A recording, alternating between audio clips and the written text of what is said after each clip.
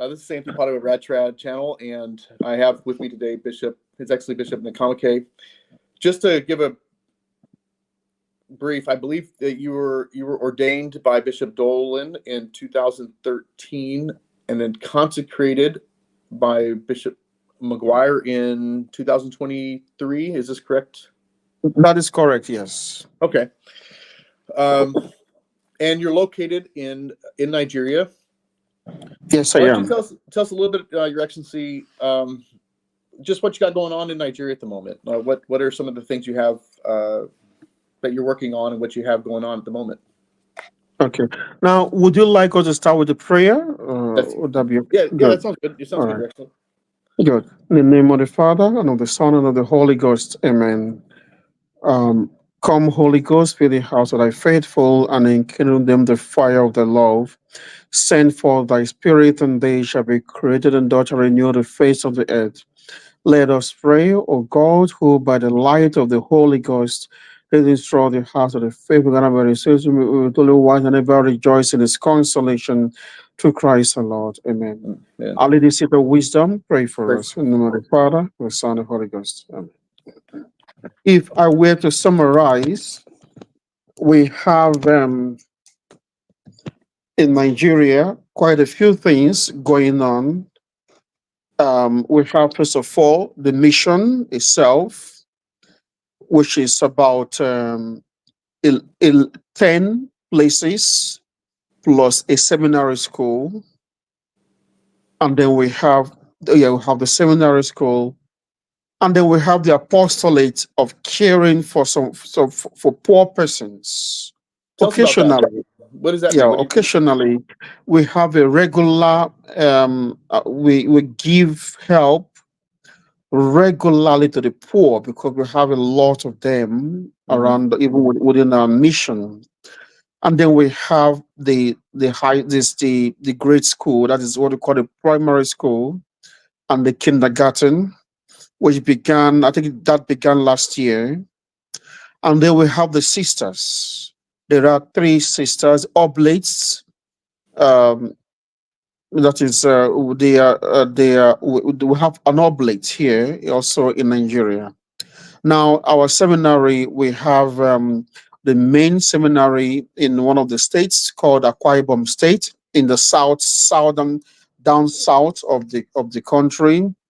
And then we have a seminarian one seminarian each, staying with 2 other priests in 2 different locations, and they all have the classes online. You see, we have the class because of those who are assisting the priest. So that's really, if I were to summarize, that's what we have at a glance. Your Excellency, tell us a little about that.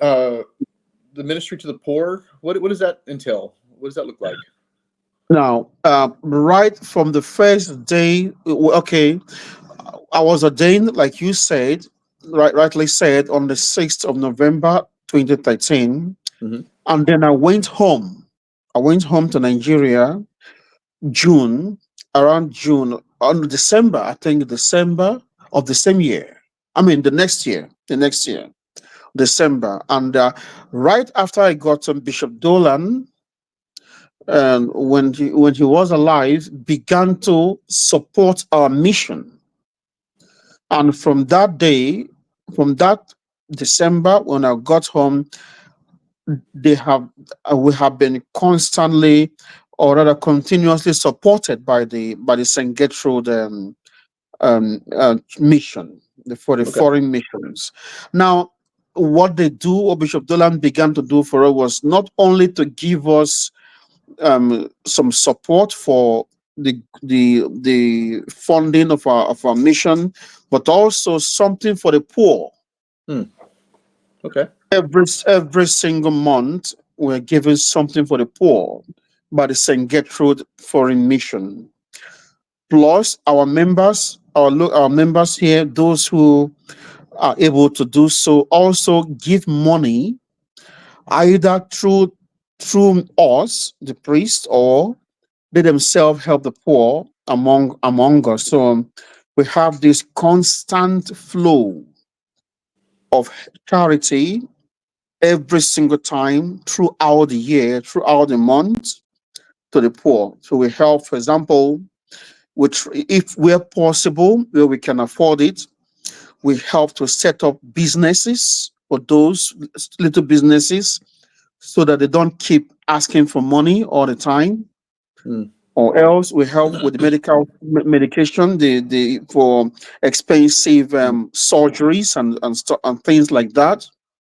And sometimes we just give. Some people are so poor that they can't feed, they can't eat.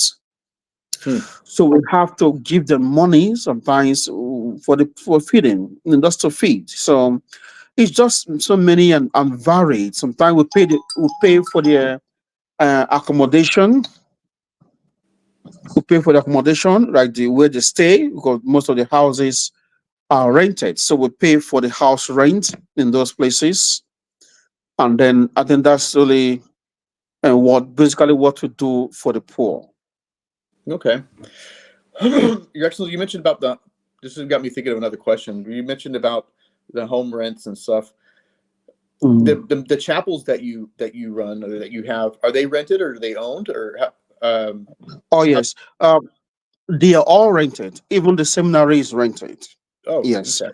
Well, the reason being that is it's quite an expensive thing to build something here in Nigeria. Mm-hmm. It's very expensive. You have to first buy the land, which is costly, and then you begin to raise money to make a whole to build a structure. Now, um, sometimes we say mass, like for example, this past weekend, I was in one of our missions in the southeast, Okay. and we said masses, all saints, all souls, and the Sunday, everything was in the home of a member. Okay. I stayed there for the weekend, and while I was there, I said mass there. So sometimes we say mass in people's houses, but most times we rent. We have our own in some places, like in 4 or 5 in the seminary. It's rented, although we have the whole compound to ourselves. The chapels are rented. We built, for example, in one of our missions, we rented we the owner the landlady permitted us to build a temporary structure within her compound, which Oh, okay. actually looked quite decent. It's really it was a very good act of kindness on her part.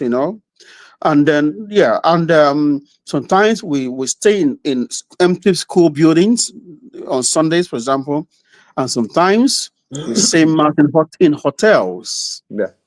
In hotels, so that's how it goes. Now, last year, Father Ecoli, helped us. Father Ecoli in Washington State, Yes. Seattle, yeah, helped us to raise sufficient money to purchase a land in the state where we have our seminary. So quite a good amount of land.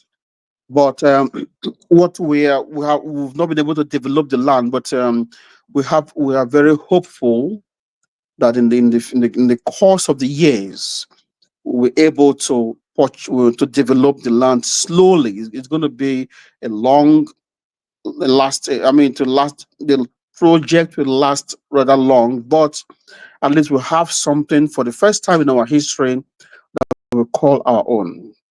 You see, the land, yeah. Your land, the land lords of the properties, are they Catholic by chance, or or I'm just curious. Well, Do yeah, the one where we built the chapel, a temporary chapel, she is a Catholic, but not a traditional Catholic. okay. But but her daughter is a member of our mission. Oh, In fact, she is the wife of a member, and she herself is a member. So, and she is very happy to help us. She's quite we have a good relationship with her, and she's happy to help us. So we reach an agreement that we are going to use that place for a number of years. Nice. And then when they need the place, we'll happily relinquish our hold to her, which was a signed agreement, you see. So just for like 2-3 years of lease or something.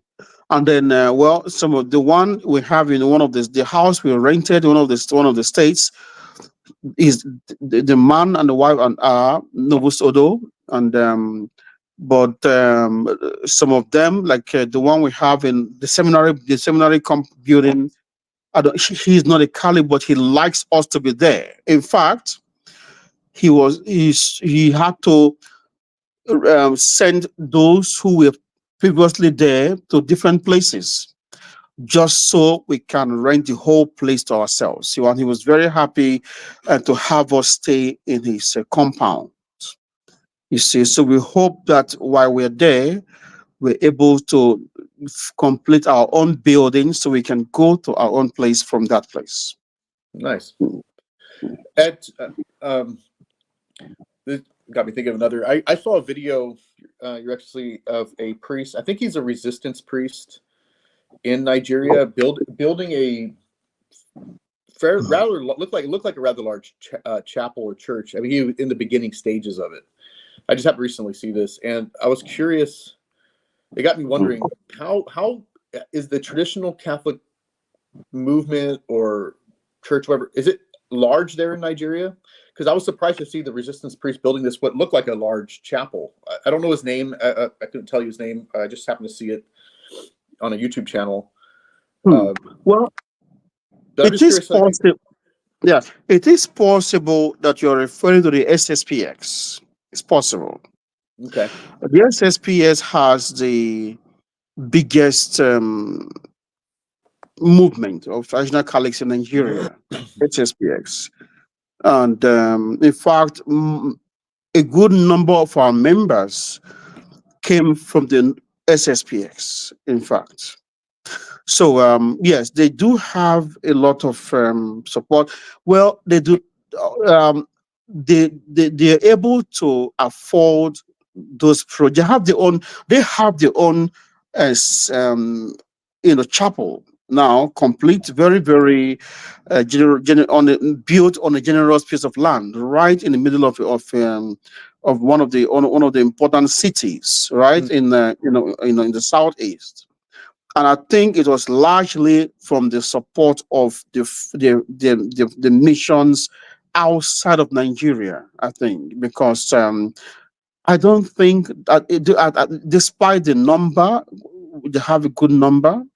I don't think that they were able to build that from the help from local help. I don't think so because they wouldn't have enough resources locally to have such a structure. So So apart from the SSPX, we have the indult groups, which is this fraternity of Saint Peter. Those are also quite a prominent group, and again, they get a lot of sponsorship from the US. Actually, I remember when I was part of that group, the priest in charge used to travel to the US every year. And then sometimes some people from the US would come to stay with him. Even a deacon from the indoor group would come. I remember then. So he gets his support mostly from the foreign mission. So, and then we are the third, in the kind of in size, if you like. We are not that big. However, we are, and like the rest of them, we do not have too many persons who are able to help with such large scale projects. Nevertheless, we still we depend, like I've just mentioned, on the mission, what we get mostly from Bishop Maguire and St. Gertrude and the foreign missions. So yeah, so those who are able to build big structures, like buildings, they usually get the help from abroad. Yes. Your Excellency, the parishioners that came from the SSPX, how did they find out about you? Do you know, like, how is your presence fairly well known, or how did you think they came across the Sedevacantist Bishop and other priests in there? Well, right now, my presence is fairly well known right now, Okay. but at the beginning, not so much. I mean, when I came to Nigeria, they must have heard that I was that a Sedevacantist priest had finally come to Nigeria. They must have heard, and because among traditional Catholics, the lay people interact on some level, so they must have heard about me from the other people, from the faithful who come to our masses. Mm.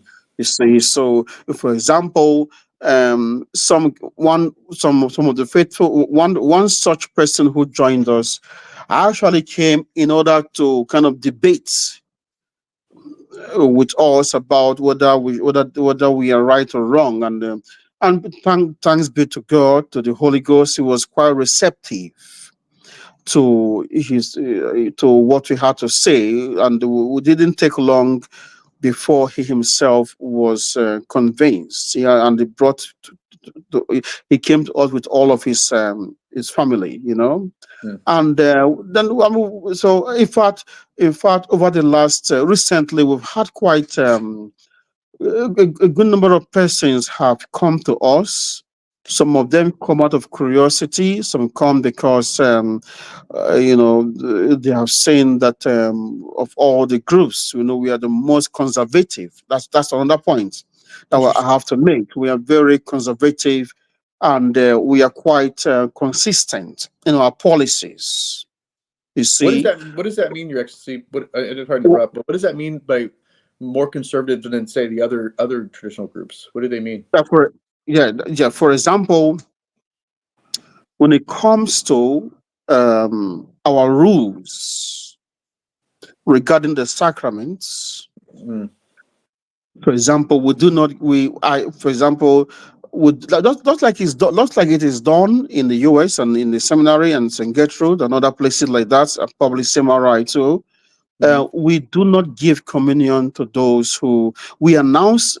We make it a habit to announce that we are strictly speaking, we are not part of the Novus Ordo, and therefore, if you want to if you want to come to communion at our masses, it is assumed that you understand that we are not in the Novus Ordo, and that you cannot receive communion with us at the same time receive in the Novus Ordo.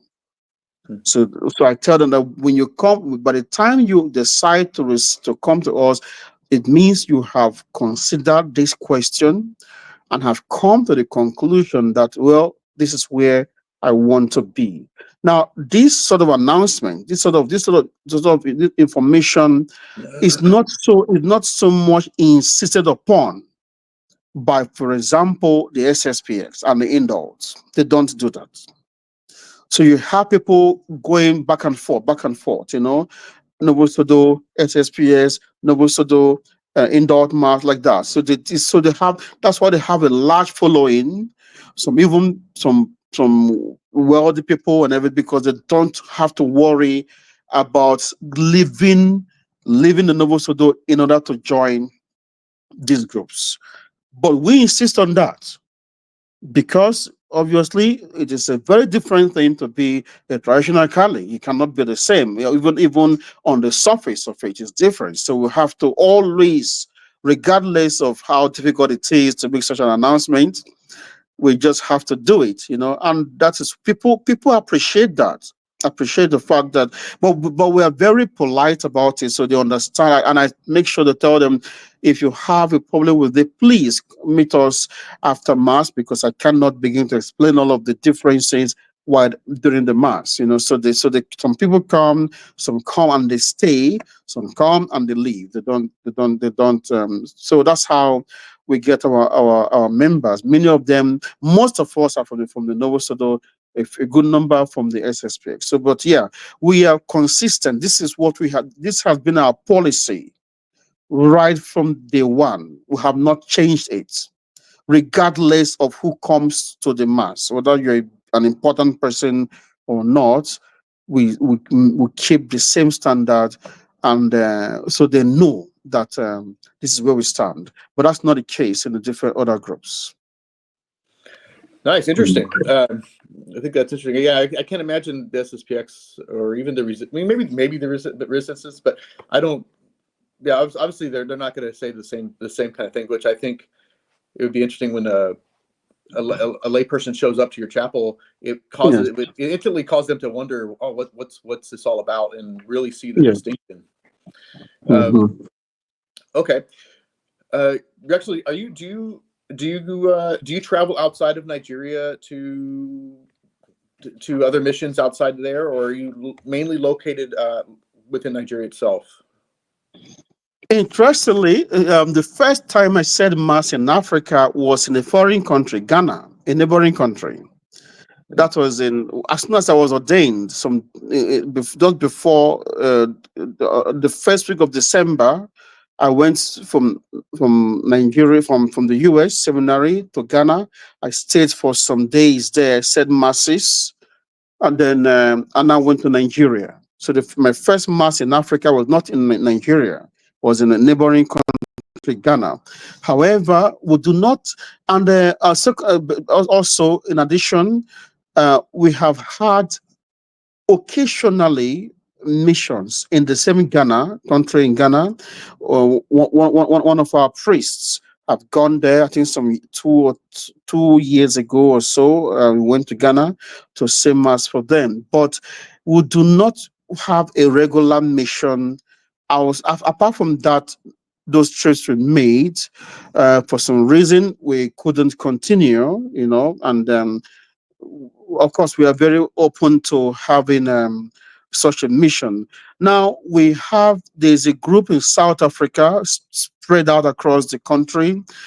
We tried to get visa to go there once, but due to some error from us, our fault, we could not get the visa. But thankfully, a priest, Father Francis Miller from America, went there. Went to say mass for them for quite a good number of time, for a while. But we are still trying our best to see if we can succeed in going to South Africa for our mission trips.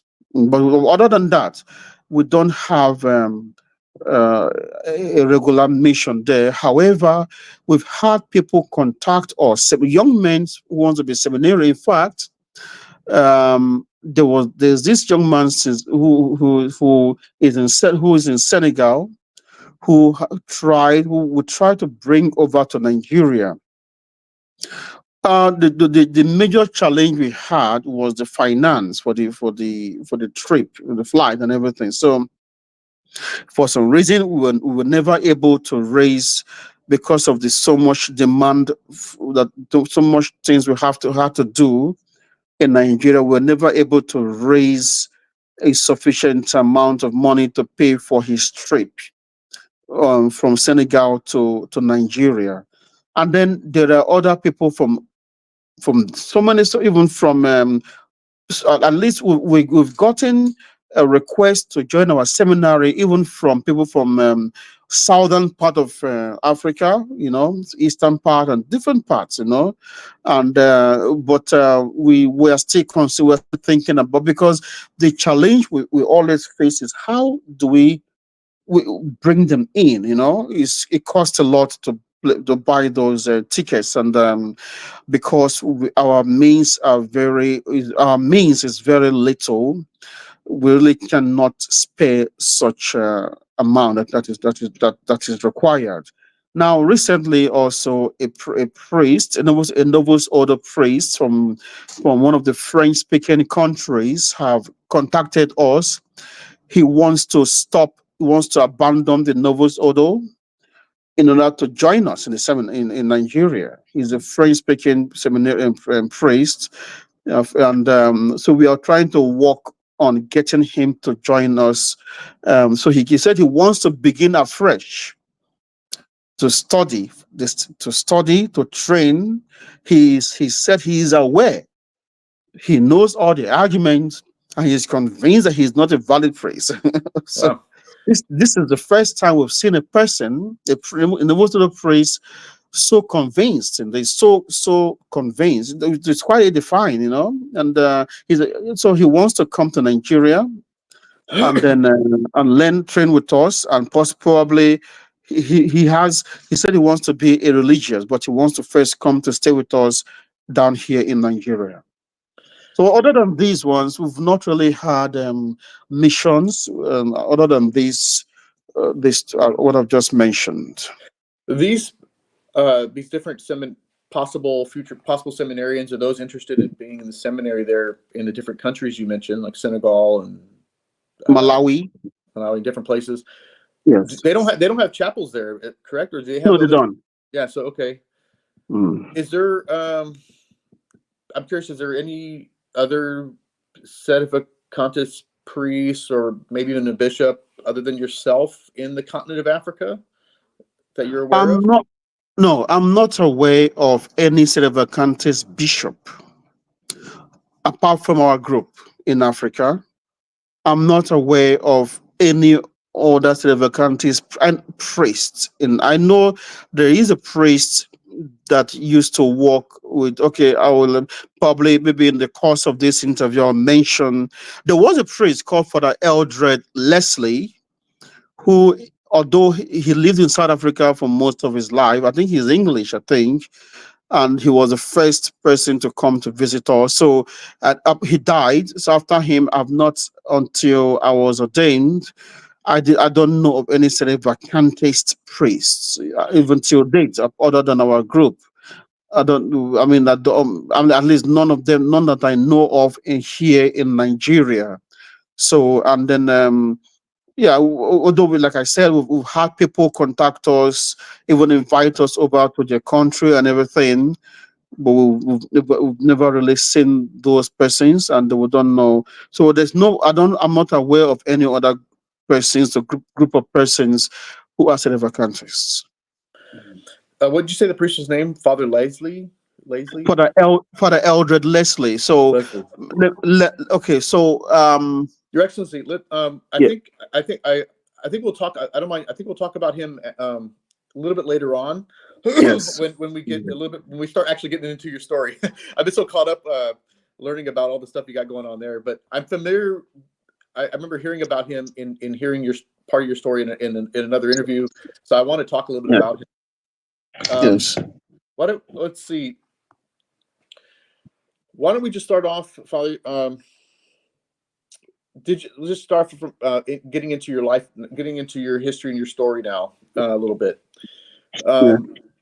Did you grow up, Your Excellency, in the Novus Ordo, or maybe no religion, or what was your upbringing like?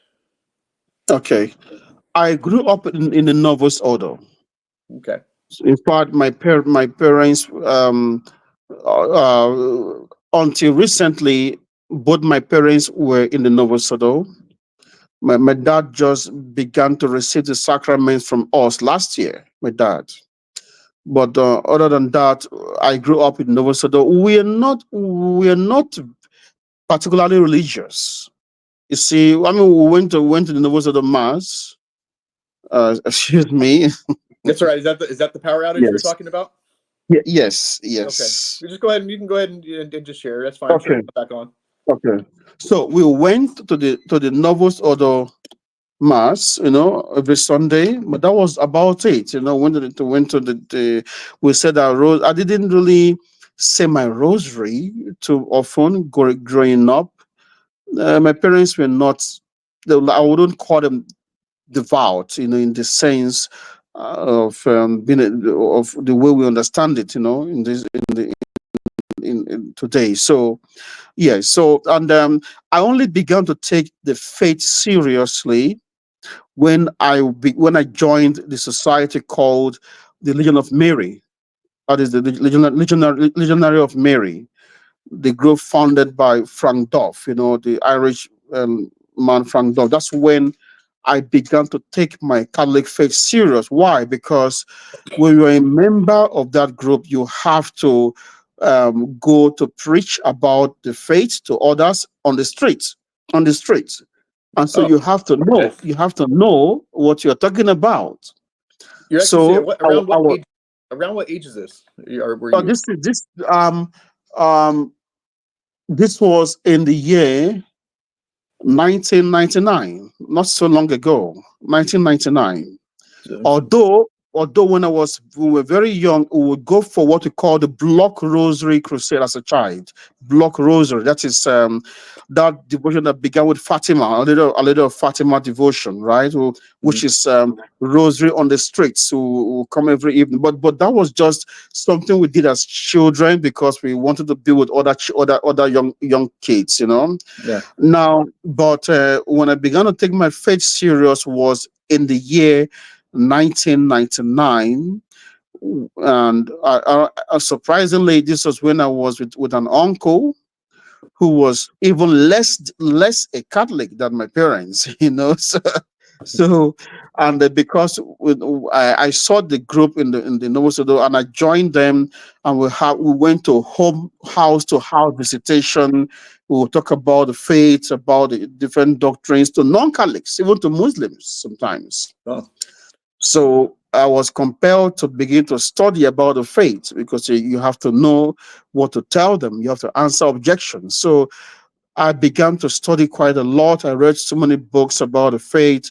And then by the time I got to the university, I already had a good knowledge of the basics, you know, of the Catholic faith. I could respond to the typical objections that Protestants have, you know, when they try to lure Catholics away from the Yeah. faith. You know, they have these objections. So I found all the answers to all those questions.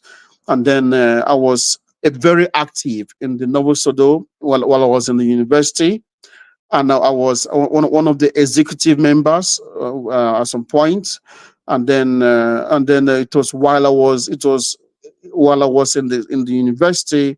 In fact, in my third year in the university, that was in 2003, I began to hear about the Latin Mass. Now let me stop you there, Your Excellency. Just before, so we don't go too far. What was it about was it the Legion of Mary? Is that what you called it? Yes. Yeah. What was it about what was it that made you decide to really take your faith seriously at that time? Do you remember what drew you to that, or was it just wanting to hang out with your friends, or what was it that brought you to that? Oh yeah, that good. Yes. So, well, it was the desire, first and foremost. When like I said, the first day when you have to, they assign you to a group, like a group of 4 persons, and you be like an apprentice or apprentice. You go there and observe how they talk with the people who visit about the faith and other things. So I knew that it would soon be my turn to talk about the faith, and that I didn't know much about it, you know.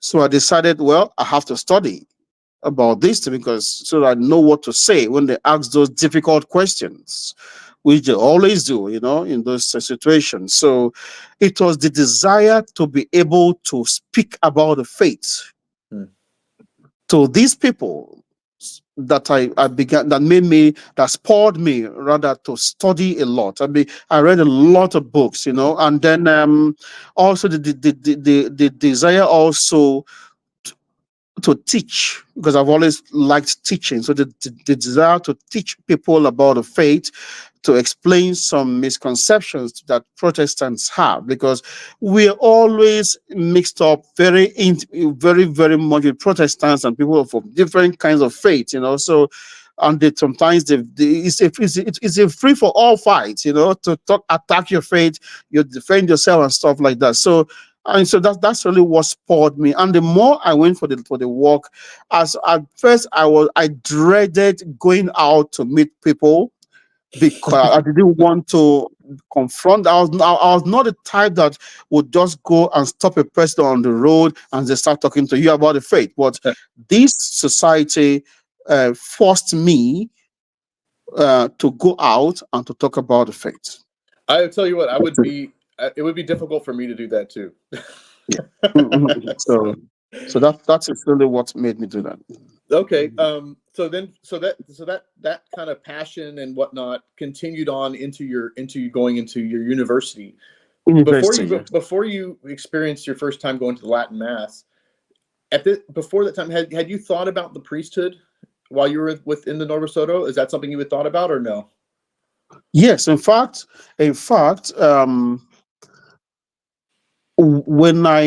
you see, I have an uncle who is a Novus Ordo priest, an uncle. Okay. And so in my high school days, will I say, I'll call it that's around my 10th grade. Um, I began to admire, my uncle, who is a Novus Ordo priest. In fact, I told him that I wanted to go to the seminary after my high school, about the same 99, that period. But he said that I should first of all go to the university first before I become a seminarian. That was bad advice, by the way. It's bad advice to tell a young man who wants to go to the seminary to go to the university, college first. But then I did, but it turned out to be the best thing that happened to me, because I would have been, if I hadn't been told that, I would have gone to the usual Novus Ordo seminary at the time. You see, so Yeah, what good. what is a bad advice in my case was actually quite important in my decision to become a traditional Catholic. So, well, if you fast forward to 99, after my high school, You're I actually became yeah. actually, two questions have immediately come to my head. And before we get to the story, I want to forget them. One is you said your uncle is a Novus Ordo priest.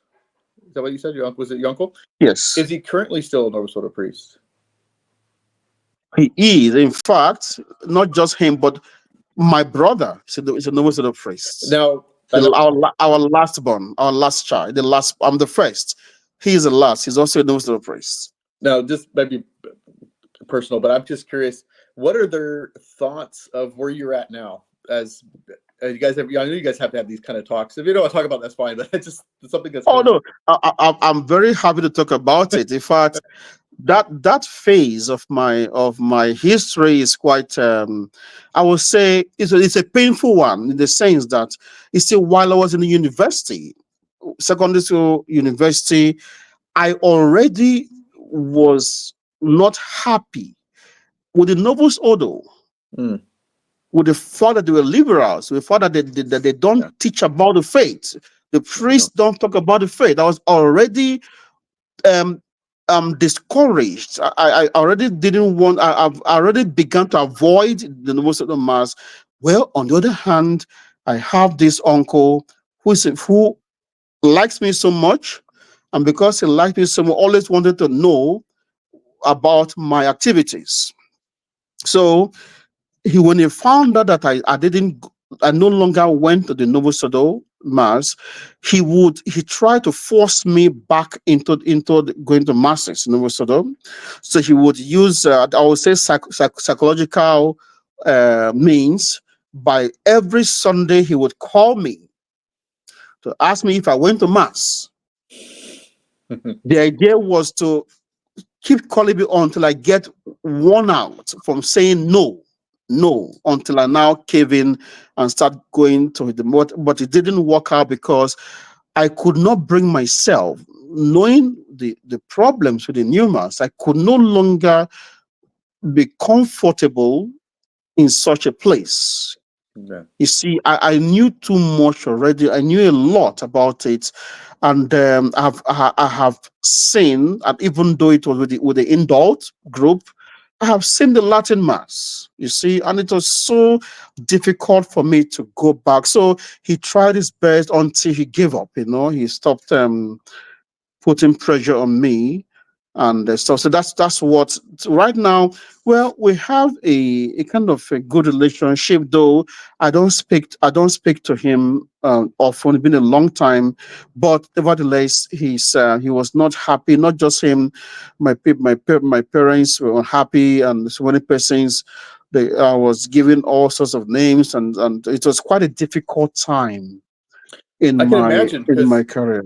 I can imagine this being very Yes, challenging because you got your uncle who's a Novus Ordo yes, priest. You got your brother who's a Novus Ordo priest.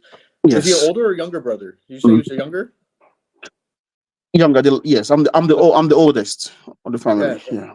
So in a lot of ways, what you're doing is almost like a rebuke against growing up what you grew Yeah. up in.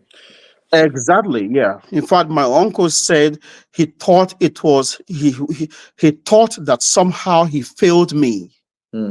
Yeah. That was why I became a traditional priest. So that's what he thought. So At the time when your uncle was calling you every Sunday, were you going to yeah. no mass at all, or were you having this I- conscious, what do you call it, like a trial of conscience or were you going to a Latin mass, or were just oh what was no, the situation? you, you see, I have to come back a little bit, right? So while I was in the university, particularly in my third year, um, I discovered the Latin Mass, right, in my Hmm. third year, Okay. and but then it was far away from with my school. So not just myself, but some group of young men with me alongside myself would try to raise money, our own pocket money, and to save money occasionally to go to the mass. That is the indoor mass. But when we are at home, that is during the vacation from school, during the holidays, we cannot raise this. We cannot afford such a money. So what I would do would be on Sundays I would just stay at home, read the missal. Hmm. Read my missal, and then that's what I did. But it began to get to the ears of my uncle that I stopped going to church, Hmm. and so that's when that ordeal began. Now, at this time, you said you were going to the indult, or at least trying to get out to the indult mass, but then you were also not. You were also you in conscious. You couldn't go to the Novus Ordo. No. So at the did that how did you come to that conclusion? I because for my own self, I remember when I was attending the indult, okay, I felt Mm, in conscious that I had to go to the Novus Ordo, So I thought, mm, I'm like, okay, I don't want to go to the Novus Ordo. I avoided the Novus Ordo as possible in my thinking, mm, but I would go to so I tried every way to get to an indult. So what I'm saying, whereas if, like, let's say you were with the SSPX, or let's say you're obviously Sedevacantist, you would sense no need to go to the Novus Ordo. You would never want to go. But as an mm. indult person, most indult people, maybe they don't like the Novus Ordo, but they feel if there's no Novus Ordo, I still got to go. Yes. What brought you to that place where you were just like, I'm not going there. I'm gonna stay home, read my missal, and yet you were not resistance or you know what I mean, or Sedevacantist at that time. Was it? Yes. Explain a little bit. Well, in the first place, I had never heard about Sedevacantism at the time, never at that time, or nor even all those terms, resistance and indult, and I'd never heard of those. So, in any case, you see, so what helped me was the fact that I didn't come to this conclusion alone. Okay. We were in the university, so we were in a group of young men who were always studying, trying to know what to do. So we discovered the indult mass, and you see, it was so at the beginning when we can't afford the indult mass, we will go to the Novus Ordo in the Mm. school there. But you see, the whenever we can, we'll go to the indult mass. But on Sundays, when we cannot go to the indult mass, you will have to now sit and try to endure. The difference became so clear between these two masses that it became a kind of a form of ordeal, to go through the Novus Ordo every time.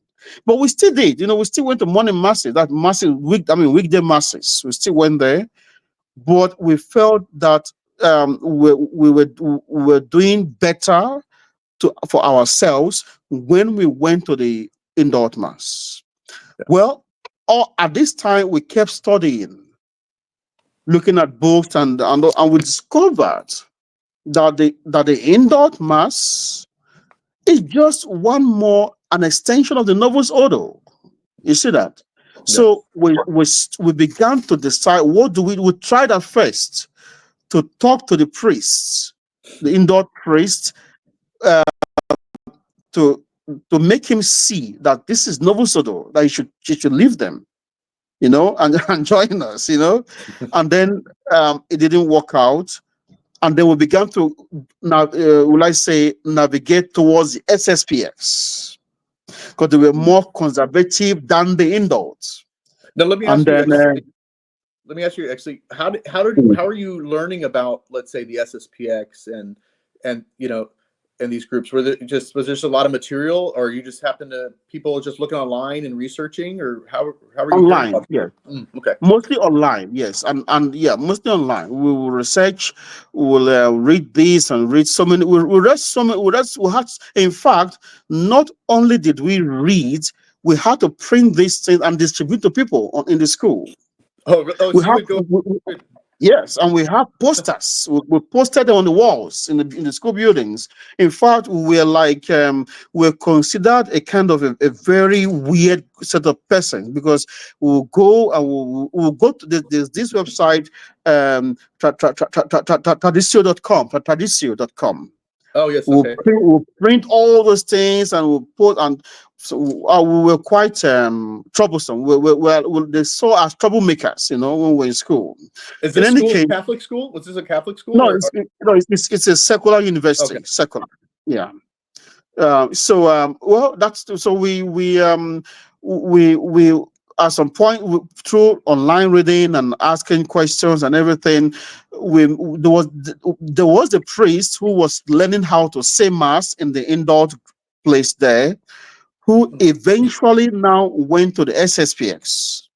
He's late now, so we followed him. In fact, Oh, as he went to the SS, I mean, we because he to us he was more conservative than the indult. We sort of joined him, but then he had to go get training in Switzerland, where he got his training. So we waited for him to come back. So meanwhile, we began to have our meetings alone.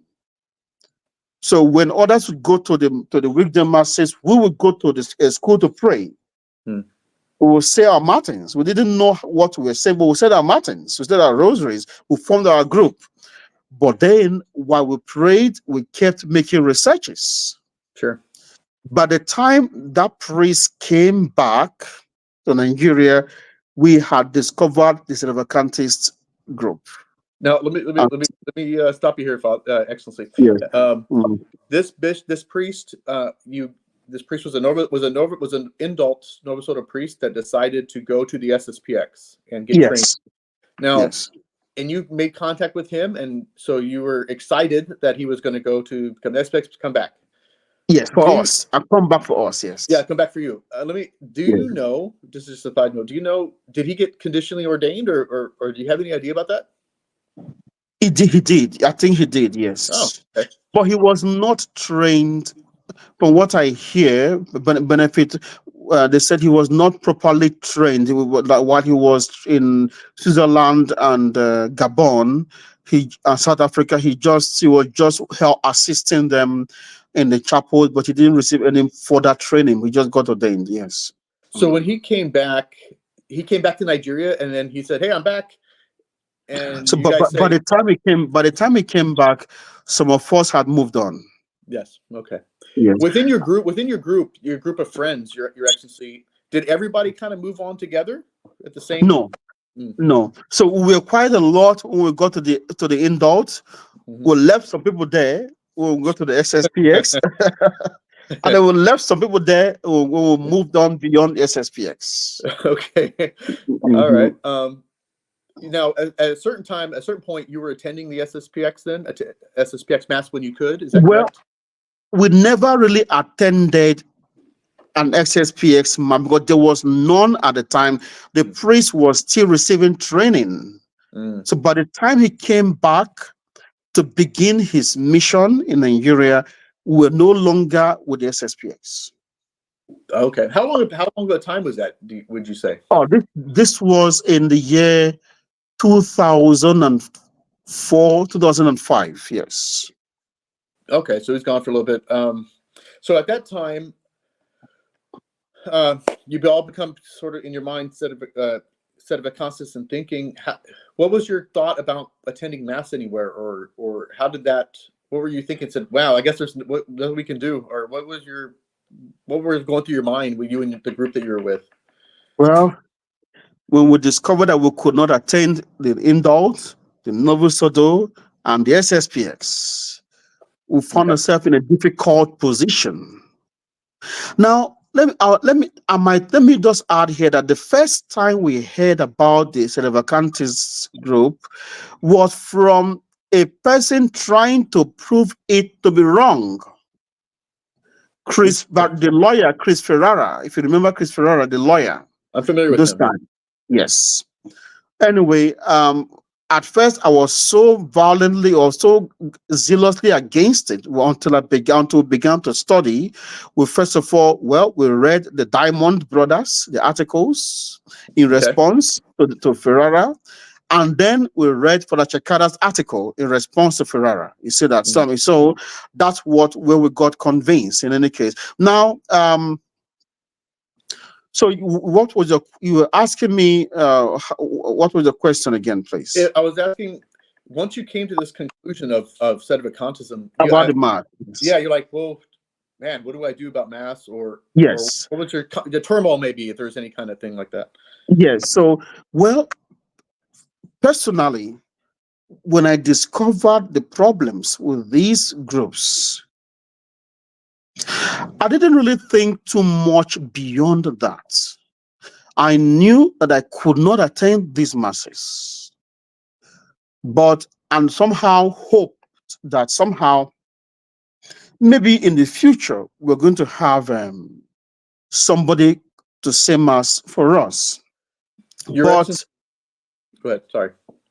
Yeah, so now in our group, we have some of us were more enterprising than others. So let's say I myself was among those who took the let's say at the back, we're following the orders in the front. Our leader at the time was my friend called Augustine Mary. So he was the one who made all the researches, studied, and began to contact people. So we first of all got in touch with the CMRI in America. Bishop Pevarunas was the first bishop I think we got in touch with. And then we now contacted Bishop Dolan, actually for Chekada, and then Bishop Dolan. So Bishop Dolan now helped us. He now took charge of us, and decided to do all he could to help us. So Bishop Dolan now began to try to contact the Father Leslie that I mentioned, who now he was a very old man. He was in his 80s at the time when we met him, and he was based in South Africa. So Bishop Dolan now asked him if he could visit us in Nigeria for mass. This was in 2007. You see, all this time we haven't ever seen a Sedevacantist priest or mass. So how long was that time between, let's say, the last mass you went to finally when Father Leslie arrived? All right, so the first time I went to the indult mass was in 2000 and 2002, I think 2003, let me say, and they would go occasionally to the place until we would discover that we went there until 2004, and then we discovered No, 2005, and we discovered that there was a problem with this. We stopped. Between then and 2000, I finished. I was done with school in 2006. That is a year later. But but I never went back to the indults. None of us, those of us who left, did not go back there. And then 2 years interval passed until Bishop Dolan managed to get Father Leslie to come to Nigeria. So he came to us in 2007, and then he came again once in a year. Once a year. So he came 2007, he came 2008, and then he came, and then he was to come 2009, but he was killed in South Africa. Okay, before we get, I want to hear a little bit about him. Yes. Because I'm not familiar, but before we do that, I want to ask you,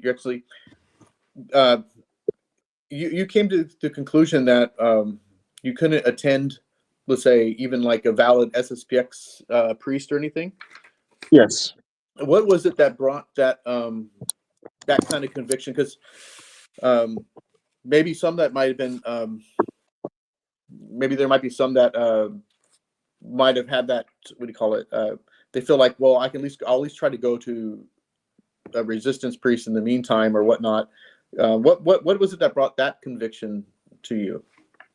I think basically it was the fact that somehow they were still they still considered at the time Ratzinger a pope. You see, we were convinced by the time we left the indult mass, we saw all the evidence, all the arguments from different sources that Ratzinger cannot be a pope. Benedict XVI. So that conviction was so clear in our mind that there was no gray area for us. You get my point? So it was such a clear thing in our mind, and we didn't want anything to do with him anymore.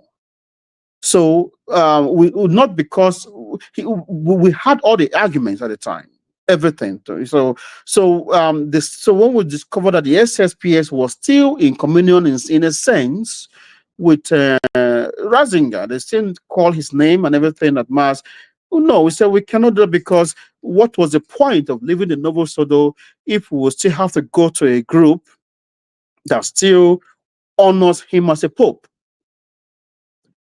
You see, so that was clear. Plus, we saw all those discussions and arguments from Father Chekara and others. It was so clear for us that we cannot. Well, I mean, I don't know whether the fact that I was studying engineering at the time made it clear to me, but it was logical for me. So I never had a problem, a difficulty differentiating between these things. It was very clear to me. So that's what made us not to attend the SSPX when we left the indult mass. Your Excellency, maybe tell us a little bit about this Sedevacantist priest, Father Leslie. Yes.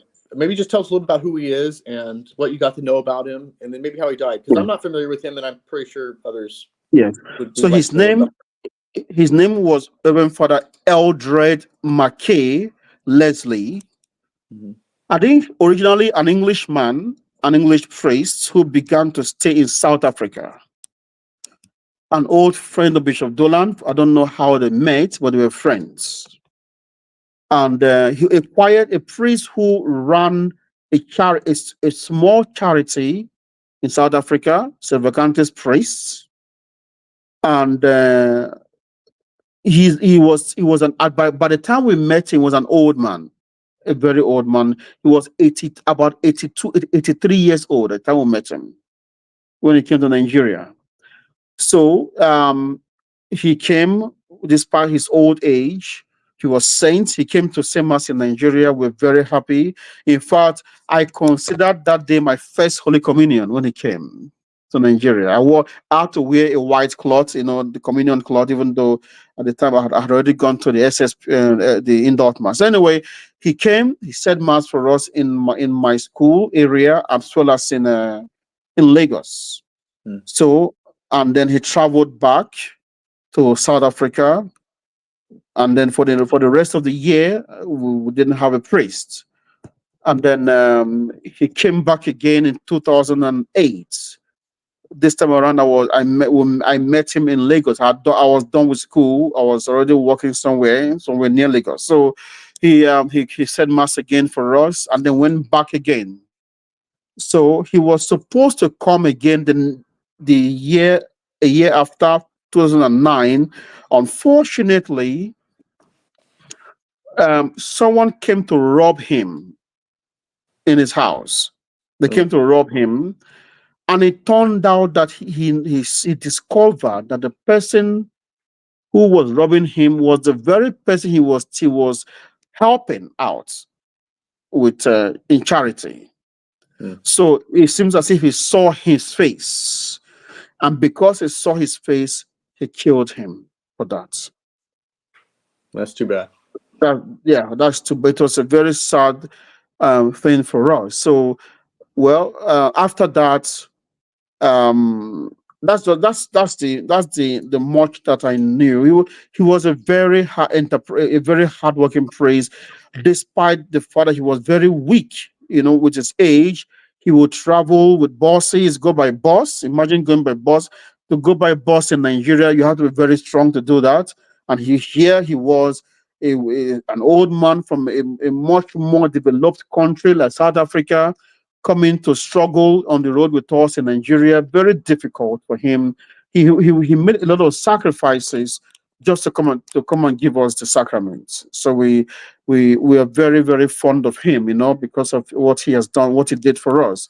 So yes, and that's just really the much that we only saw him once a year. So those we didn't, and he had a great sense of humor. A very lively person. I remember. Well, I'll give you an instant. He came from mass and he forgot. No, they did his bag, his luggage was not didn't travel with him.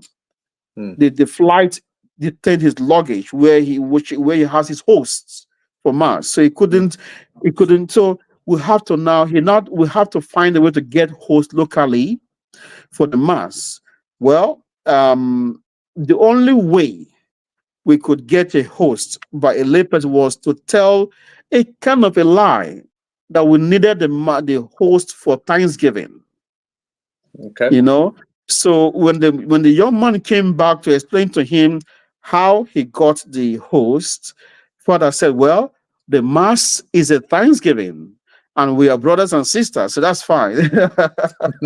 So that was interesting. So it made light of it anyway. But yeah, that's just the story, what I know of him. But after him, in 2009, that's the same year I went to the seminary in Florida.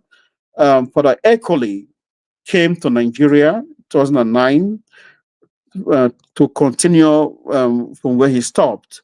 And Father also came back again in 2010 to the seminary, to Nigeria. By that time, I was already in the seminary in the US. And then in 2011, Father Larrabee of California came to us 2011. So we were having mass once a year. Nobody came in the year 2012. And 2013, I myself came back home after I was ordained to say masses. And then I went back again in 2014 to complete my studies. And then I finally went back in 2014.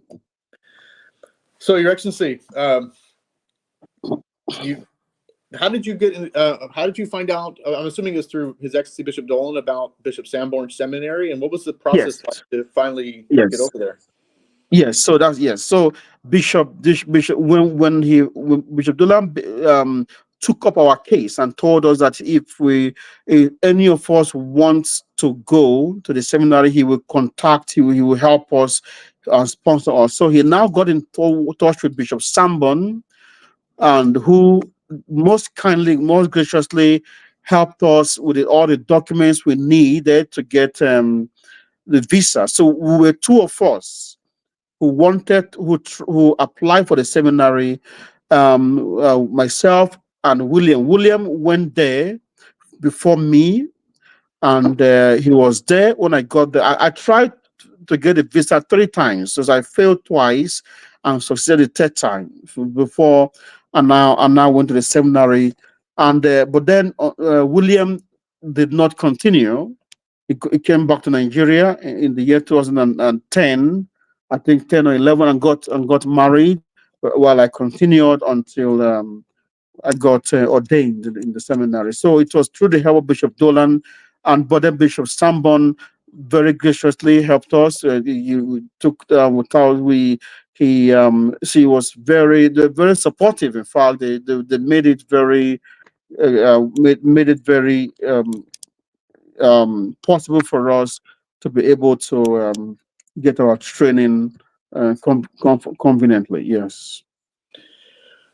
How long is seminary training? You're actually with in the seminary you went with Bishop Dolan and Sanborn. Okay, I spent if you count the years, 5 years, but I had summer classes which covered about a year or so.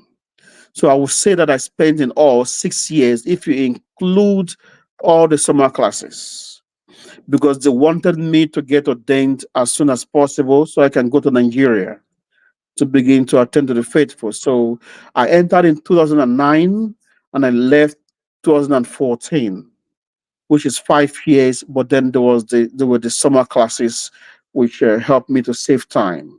So it should be 7 years, But then we were able to do much of the work within that space of time. Mm. When you go to the when you were going to the seminary there at that time, Mm. was it like, I'm not sure, were there people there that were going to, when they got ordained, they would be working with Bishop Sanborn and his group, and then there were people there that maybe when they got ordained they'd be working with Bishop Dolan? Was there like kind of like that, or is it everyone was just, Yes. it matter? Yes. Like, okay, so you had like, Exactly. okay. But excuse me. So yes, there were group.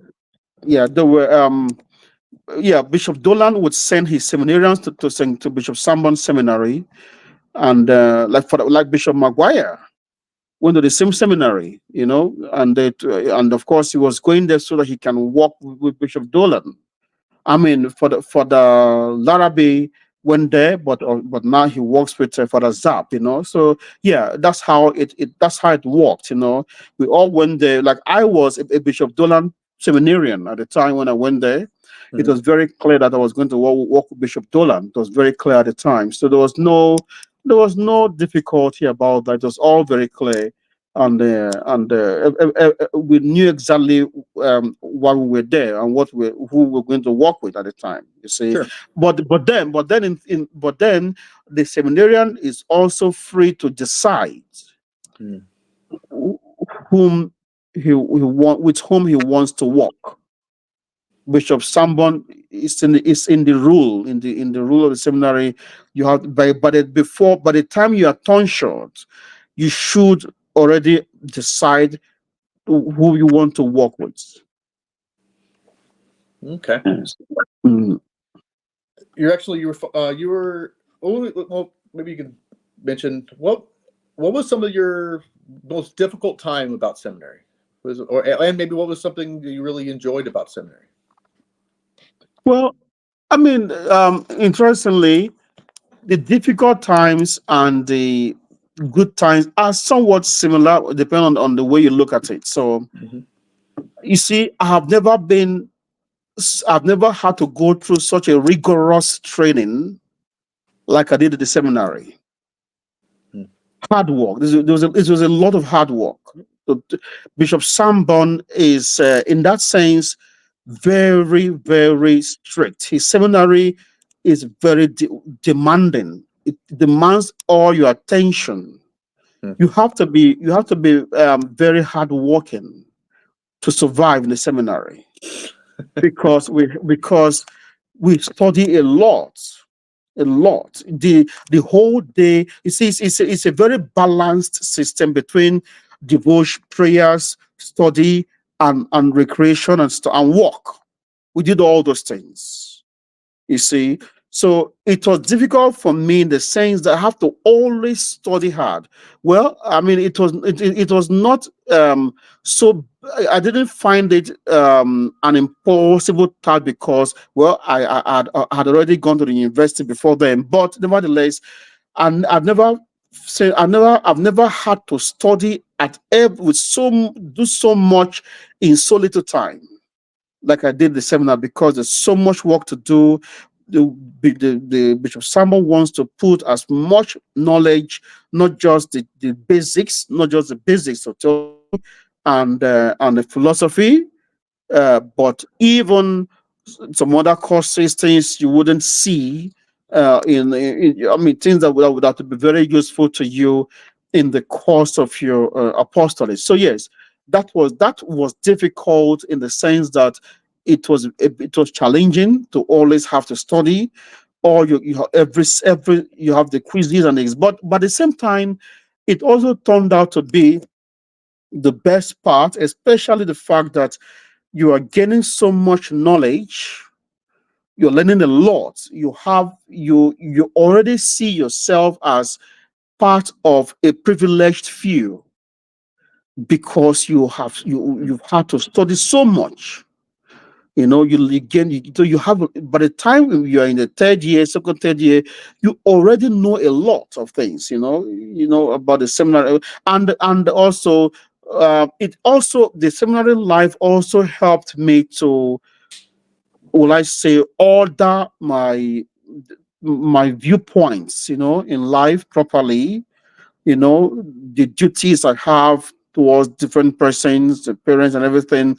All of these things you will find all well studied in the seminary. So it was on the one hand, it was tedious having to study so much. On the other hand, the reward was very great. So it was a very good thing. Well, I would say overall, there were more days. I enjoyed it more than it was a challenge to me.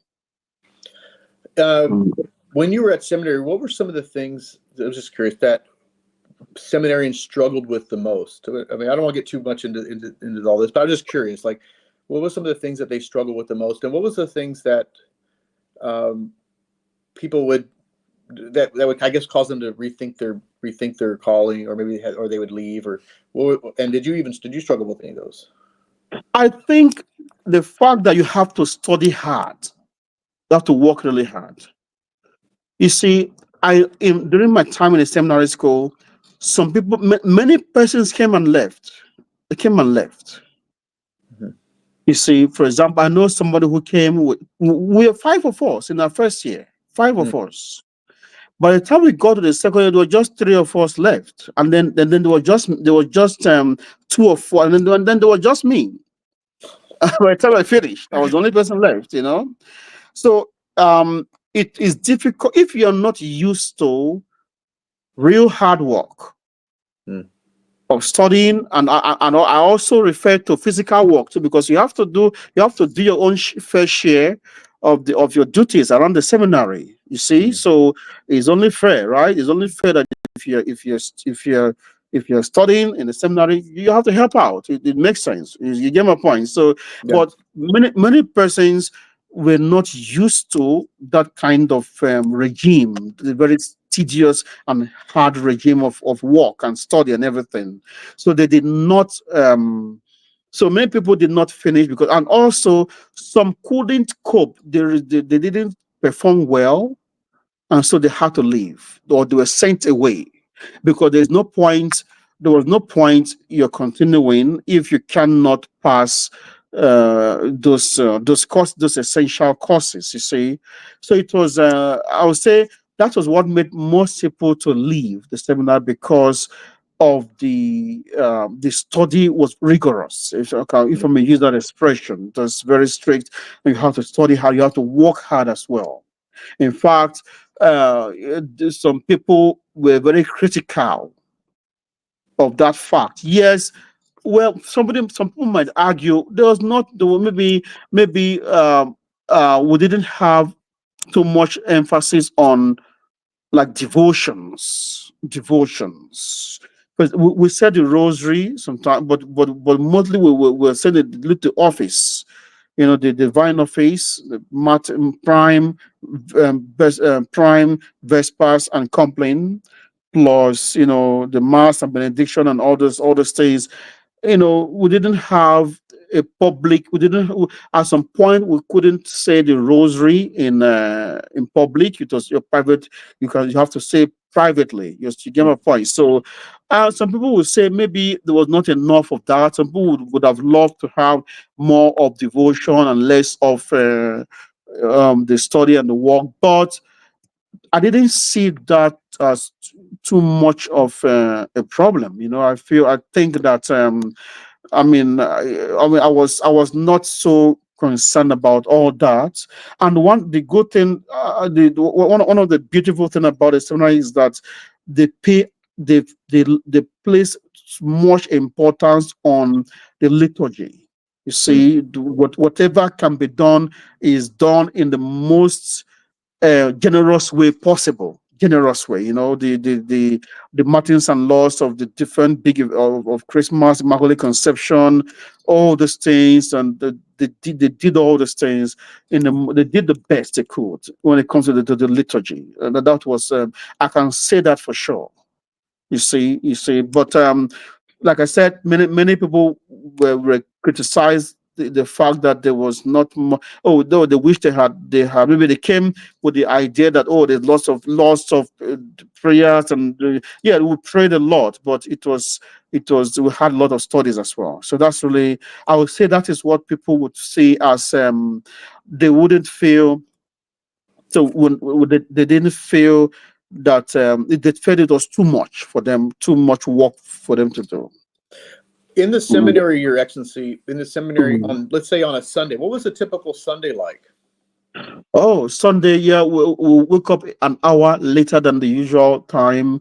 We Oh, have the okay. we have the weekly meditation. No, prime. We had the prime at 6 o'clock, and then we have after prime meditation for 30 minutes.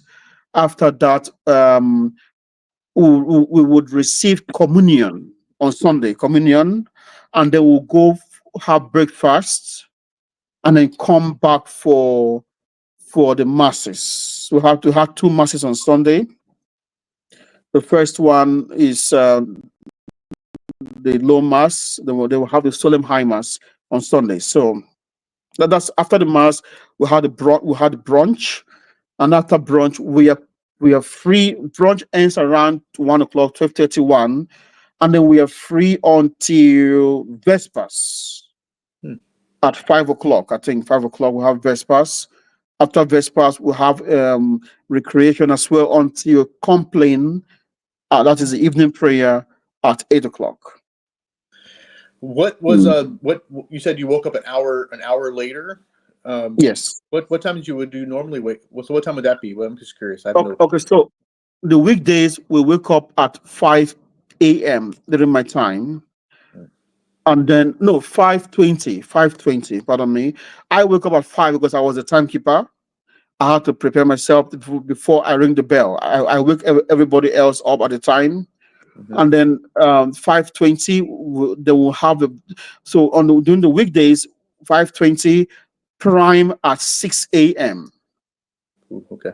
After prime meditation, mass usually around 7 weekdays, but on Saturdays we wake up at 6:20, 6:20, 1 hour later. Hmm. Then prime at 7, and then we'll have meditation and everything, mass at about 8 o'clock. And on Sunday, the same thing. On holiday, like feasts, like major feast days, Immaculate Conception, and so on, we wake up. We'll have the same timetable as for weekends. Oh, okay. So you get to Mhm. sleep in a little bit. So it's really a Yeah, day of yeah, rest. yes, it is. Mhm. um, I'm blanking. What I was going to ask you. What was so okay? What was your physical work like? You said that there's a rigorous study, and then you also had to do a lot of chores, I assume. Did you Yes. guys? What was your chores like? And then did you rotate through different tasks?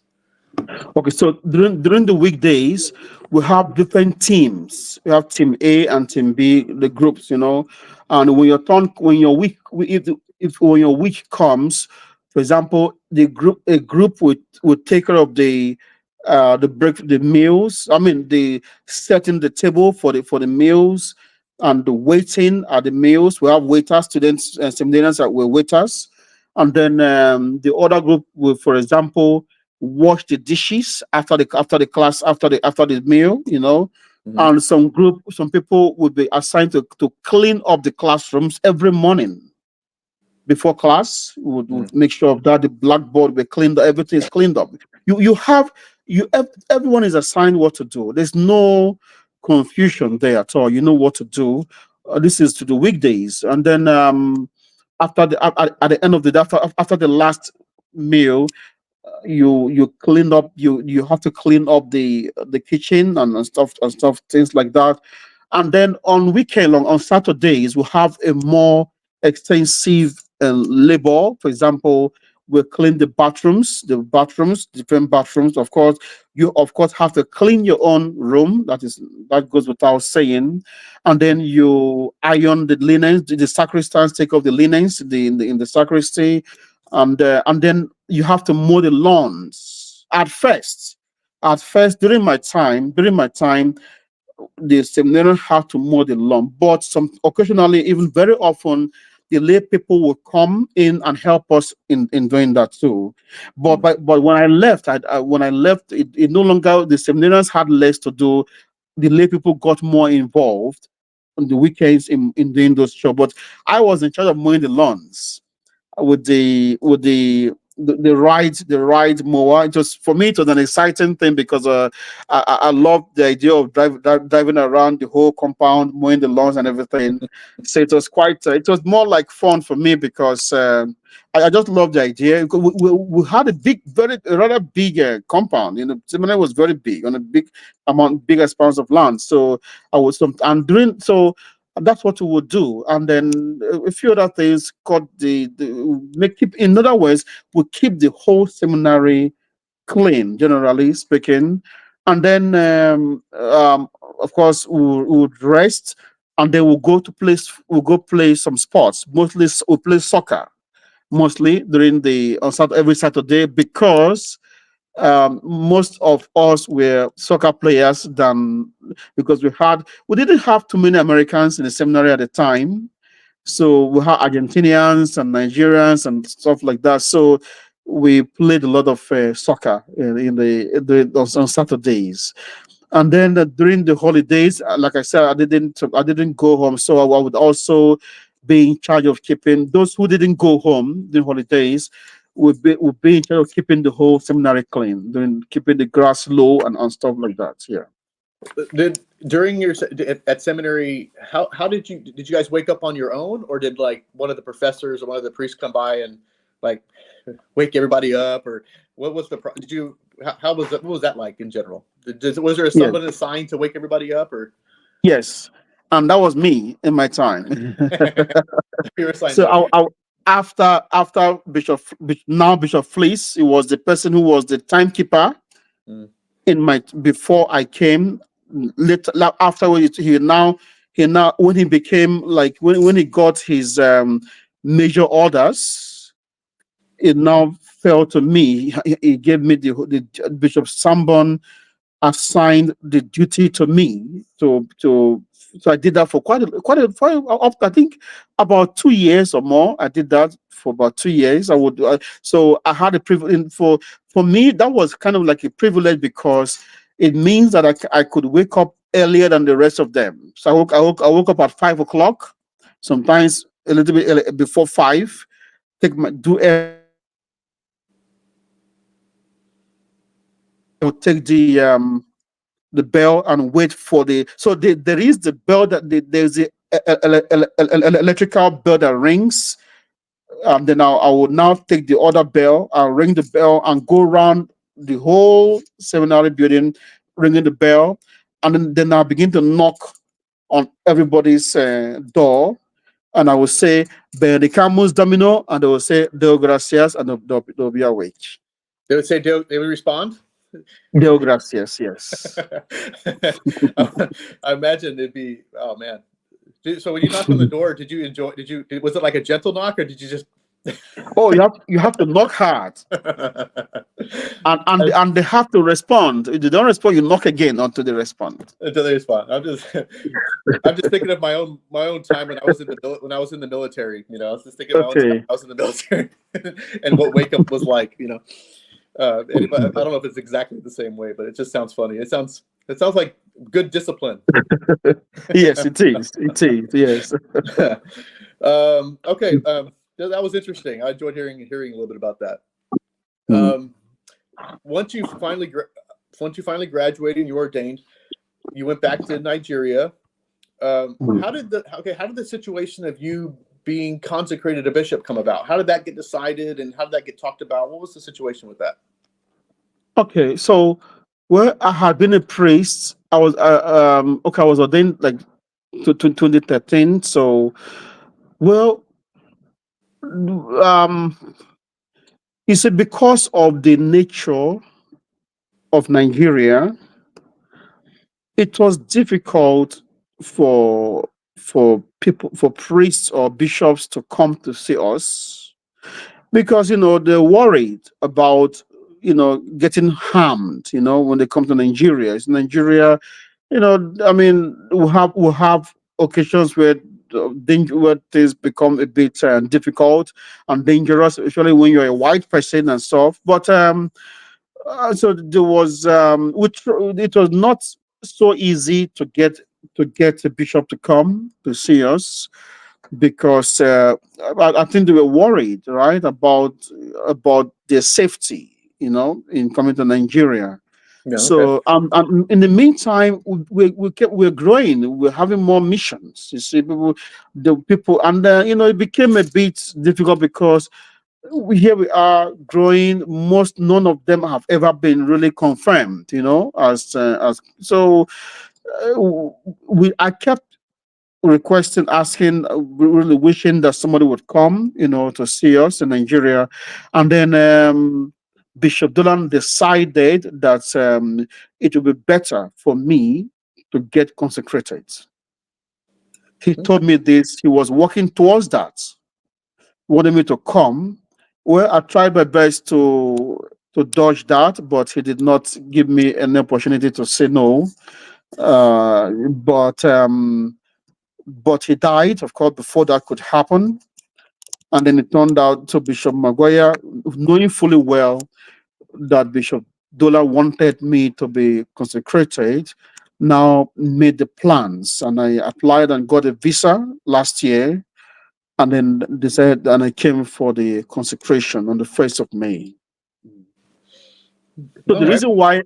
the reason why I was consecrated was to walk, because of the need of our mission in Nigeria at least, and of course by extension in Africa. So there was a need to do confirmations, to do so many things, to ordain priests, and things like that. So that is why.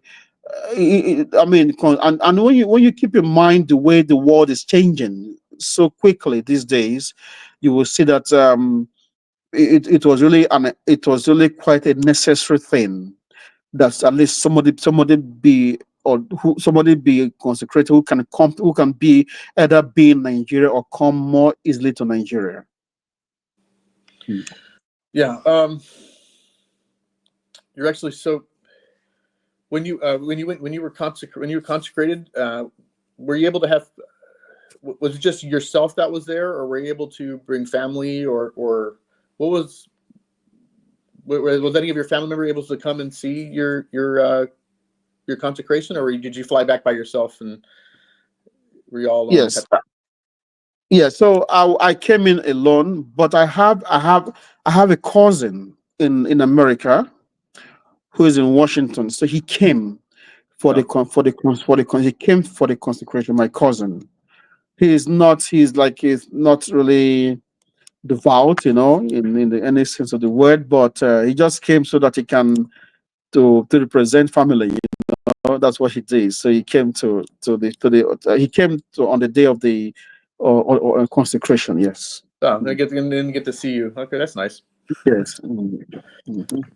When you now that you're back in Nigeria as a bishop, how has ministry changed for you, being now a bishop compared to when you were a priest? Good. So first of all, just before let's say 2 years before I left, I had two other priests join me in my work in Nigeria. These two young men were trained partly by the seminary in Florida, but then I completed their training for them for some reasons, and then they now came back to work with me in Nigeria. So at the time I was consecrated, we were three priests in Nigeria. When I came back, well, so many things happened at once. In fact, we had to move our seminary location from Lagos to where it currently is in one of the south states. And then we began to suddenly have more missions groups. We expanded rather quickly, because the two priests were very hardworking, and because the big people got to know uh, much about. So when they came, we had some more new missions. Anyway, so when I got consecrated, well, the most significant thing was that we now had before long, like as of last year, this January of this year, we ordained two more priests. So we're now five of us clergy in Nigeria, and then we established more firmly our seminary in where we have it now. I did a lot of confirmations. In fact, I went through the whole mission, giving confirmations, travel to really to all of our chapels for confirmation. And then also we now have minor seminarians in addition to the school to the to the grade school which we have. So uh, things began to move, I would say, at a faster pace. And then people began to reach out to me from other parts of both both within Nigeria. Some priests tried to contact me to work with me, although it didn't work out because they were not really ready to become completely converted, from the Novus Ordo. They wanted to work with me while at the same time we're still having the Novus Ordo, will I say, habits, and that couldn't work with us. So, and then, people started to contact us also from other African countries. And I just mentioned that we are trying to get a visa to visit South Africa. All this happened after I was consecrated. The faithful in South Africa, are they sort of like the remnants or whatever of the priest that was the older priest that was there before? Part of Yes, it began with the remnants, and then some other persons joined too. Yes.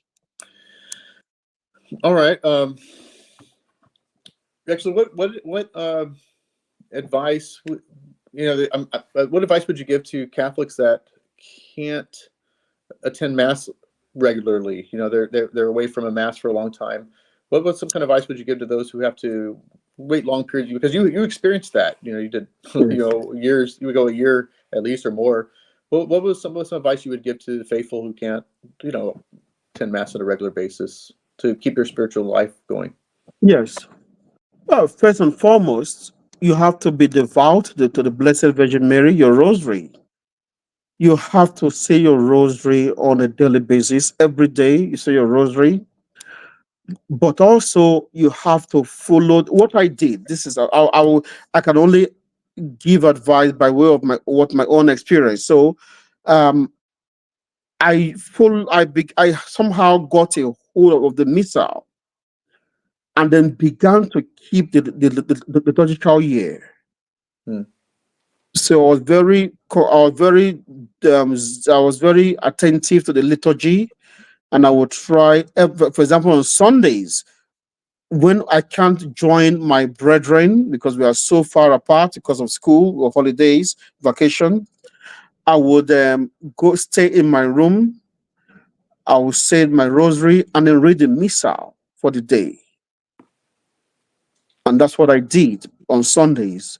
Weekdays, again, every day I say my prayers.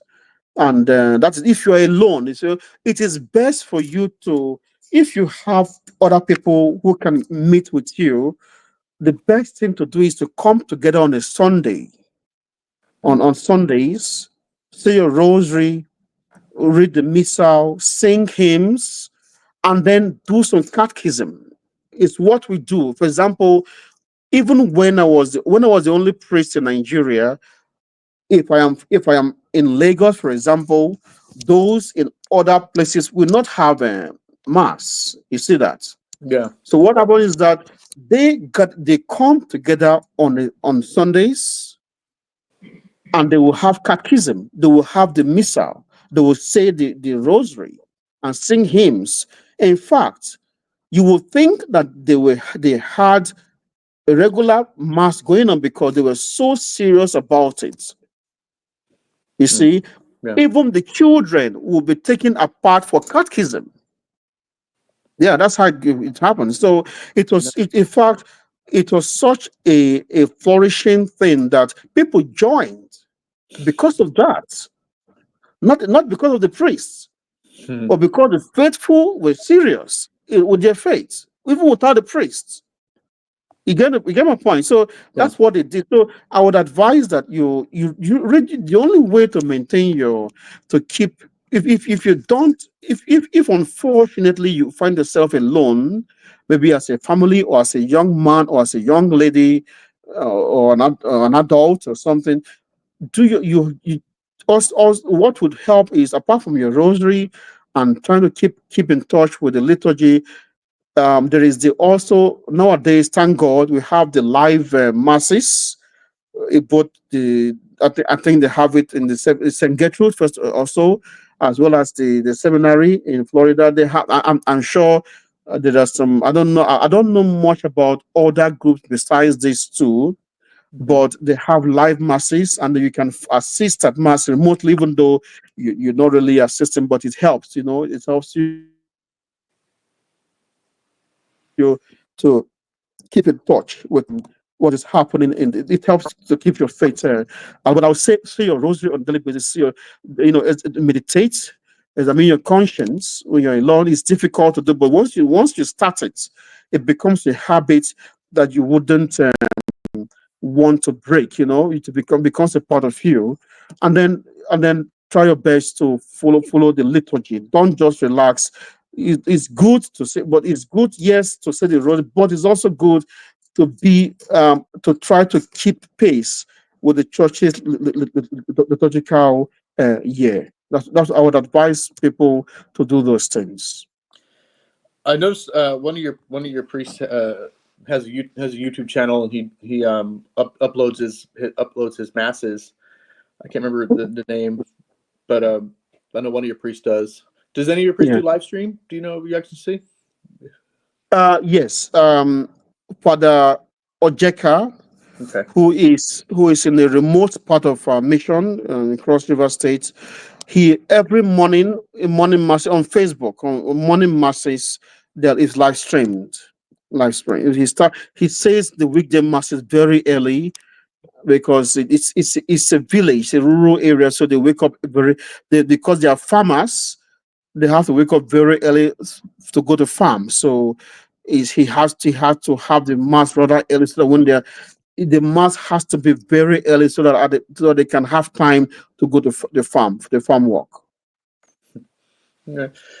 You're Mm. actually how do you see this situation playing out in the church? Like, how do you see it coming to an end, or do you see it coming to an end? What's your thoughts on just this whole Sedevacantist situation we're in? Humanly speaking, it is difficult to figure out how it is going to end. Humanly speaking, it looks almost impossible. It doesn't really matter what position you hold regarding the situation. I mean, it doesn't matter what group of Sedevacantism you belong to, it doesn't make it any easier to figure out an end to the problem. I mean, for the Chikada said give different possibilities. One being that, well, God, Christ may intervene, or so and so thing like that. And I've heard Bishop Sanborn while I was in the seminary school. Bishop Sanborn has speculated, has said, if this is not the end time, if these are not the end times, then I don't know what else is. You see what I mean? He has said that. He was, of course, he was just speculating, but the point he was making was this: even with whatever position that you hold, it is difficult to see how, without divine intervention, there would be uh, an end acceptable to all, right? In this situation. So I tend to agree with Bishop Dolan. He said these are the end times. In fact, Bishop Dolan Bishop Sanborn went as far as saying that we have wars, we have these, and apostasy has happened. There are wars everywhere and everything. Well, I mean, how can this not be at least close to the end times? You see what I mean? That's what he thinks about. He thinks about it. So, I mean, I have that. I believe I tend to follow that same opinion, you see, because there's never been a time like this. Even when we compare it with the times of St. Athanasius, or the time when we have the time of the year of the three popes, or the 2 years into Regnum and everything, it has never been quite like this. So it is difficult to yeah, of course, and of course there are problems associated with this, real problems that we traditional Catholics have to figure out a way to explain, and as Father Chikada said when he was alive, he said Sedevacantism may lead to a mystery, and this is really where we are mystified as to how this will end, but it cannot lead to a contradiction. That's what Father Chikada said. So, yes, personally, I cannot really say that I can provide an answer how this will end, but nevertheless, I would not like it doesn't thereby follow that we are not doing the right thing. We are following the teachings of the Catholic Church. We are faithful to tradition and everything. I believe that we have to leave it really in the hands of God to figure this out for us. Our duty as Catholics is to make sure that we stay faithful to what we are obliged to do, and that we are careful not to take advantage of what Christ has made available to us in these times. You're actually, what are some of the needs that you have in the church in Nigeria, and maybe how can people pray for you or support you? I don't have any ability to put any kind of link up or nothing like that. I don't know how to do that kind of thing. But what are some of the needs that you have there, and maybe how can people support your ministry and mission there in Nigeria?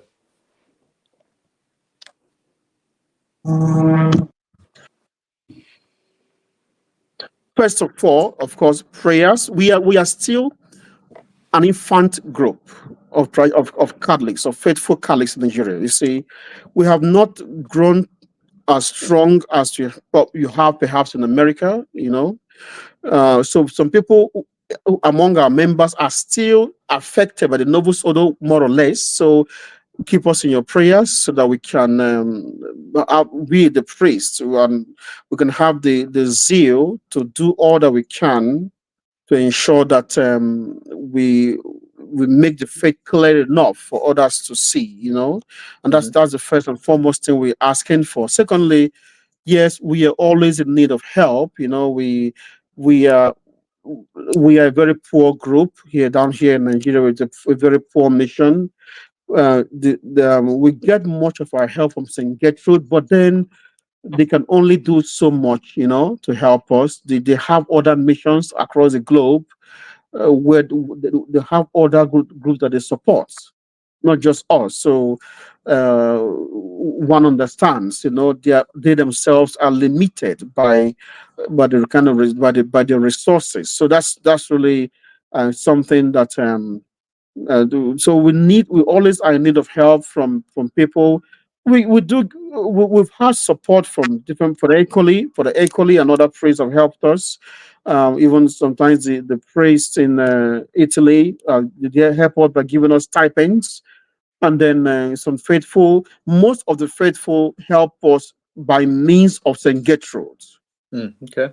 Yes, that is where so I would always, in fact, it is the easiest way to help us because we don't have any, although we are registered as a group in Nigeria, but I mean, to send something to us directly, unless you're prepared to pay all those taxes that they demand from you, it will cost you less. For example, to give the same amount of money to St. Gertrude to send to us, you can just specify that this is for the Nigerian mission, and it gets to us, So what are the needs we have? For example, we need to get a piece of land for our school. That's the chapels and the school we have in the school for the children. We do have one for the seminary. It needs to be developed. It costs a lot of money. And then a more urgent need is these two things also come to mind. One, we need to have a cheaper source of electricity in the seminary. Right now, because of the where we are located, we barely have electricity. I'm not there now. That's why you see there's light for the most part of this show. But in the seminary, it's difficult to get light, and when we are in need of help in that regard, the cheapest option for us is the solar energy, which which to purchase it cost us about $3,000 to purchase it, and then it gets installed, for some extra amounts. And then once we have the solar energy is installed in the seminary, it will cut down the cost so remarkably that we will spend much less than we are currently doing in maintaining the seminary. So that's and then we need vehicles. We purchased a vehicle recently um for a priest. Nevertheless, someone like myself, I've the one that I'm currently using, that I've been using since 2017, is quite in a very bad shape. In fact, and it will help us a lot if we can afford to get a new car or a car or two, because we have two of us priests who are in need of car, because we travel a lot. We're always traveling. Our mission takes us to remote areas of part of Nigeria. We have to travel through sometimes dangerous places, really bad roads, lonely places. So we need to be able to move around with good cars. We've always moved around. That from the day one, all of us will have to travel, but we will need to make it less difficult. It's very difficult to move around if you don't have a car because of the conditions of the transportation. The flights are very expensive. Once in a while, we have to fly, but it's very expensive. We really cannot afford to fly like that. We drive sometimes for 10, 12, 13 hours because it's cheaper than flying, actually, for us. So, but we appreciate it if we are able to get those things.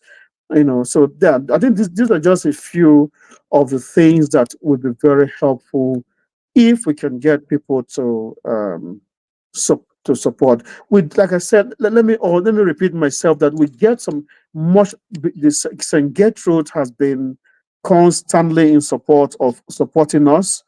But again, there's only so much that can be done through their most generous support that they give to us.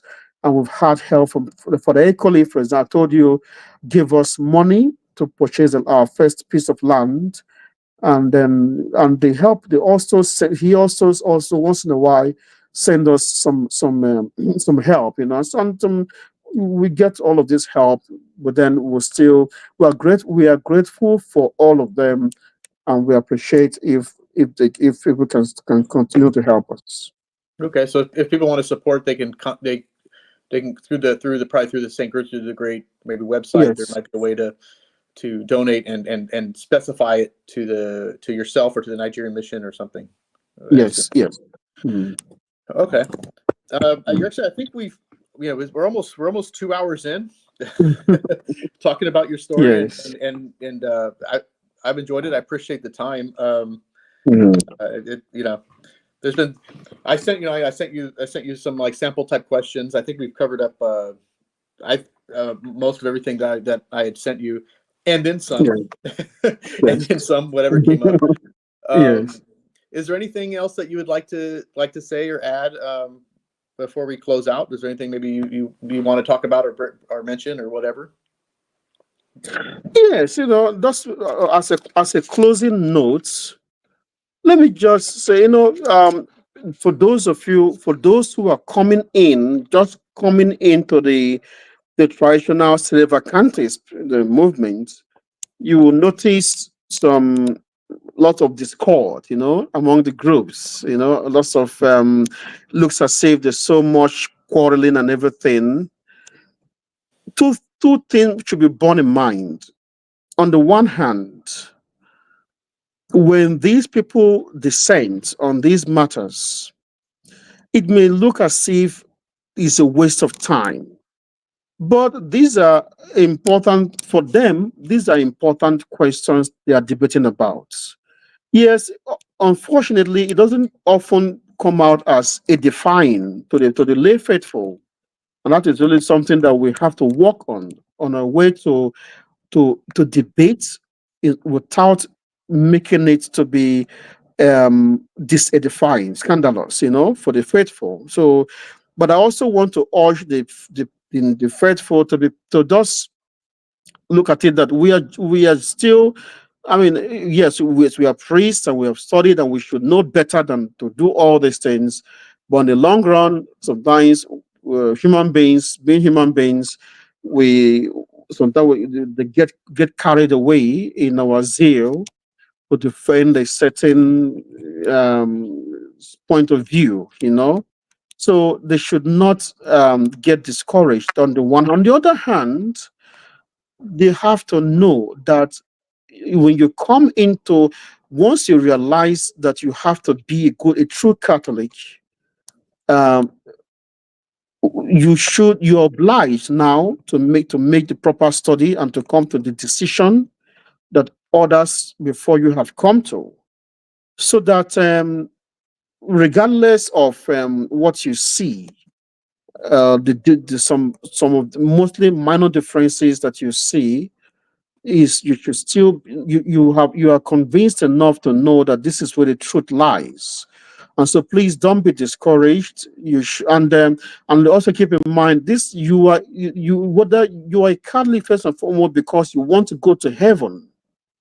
So the arguments and debates and everything should take a distant second place to your faith, your devotion, your prayers, your meditation, your study, your spiritual studies. Those things are they are more important than all those arguments that are oftentimes theoretical, in nature. Is your point? So you don't get swallowed up by this or that controversy, or focus. Be careful. Know that your salvation should be the purpose why you join. That is why you join in the first place, and that should be the primary thing in your life, in your life. Every other thing, all those arguments about this or that, why they are important and good and not useless, nevertheless, don't let those things take second place to the fact that you are here in this group to walk out, as St. Paul says, right? To walk out your salvation in fear and the trembling. Yes. Excellent. Thank you very much. I know that there are all these disputes among theological issues, but Yeah. I think that's good. That's good advice. Thank you for that. Well, I think we'll close it here. We've been on for a couple hours. Maybe we can get your blessing, Your Excellency, and then Yes. if you'll just stay, I'll end the stream, but then you just stay on, and we can talk just briefly after we receive Okay. your blessing. All right. Benedictio Domini Potentis, Patris, et Filii, et Spiritus Sancti, descendat super vos et manes semper. Amen. Amen.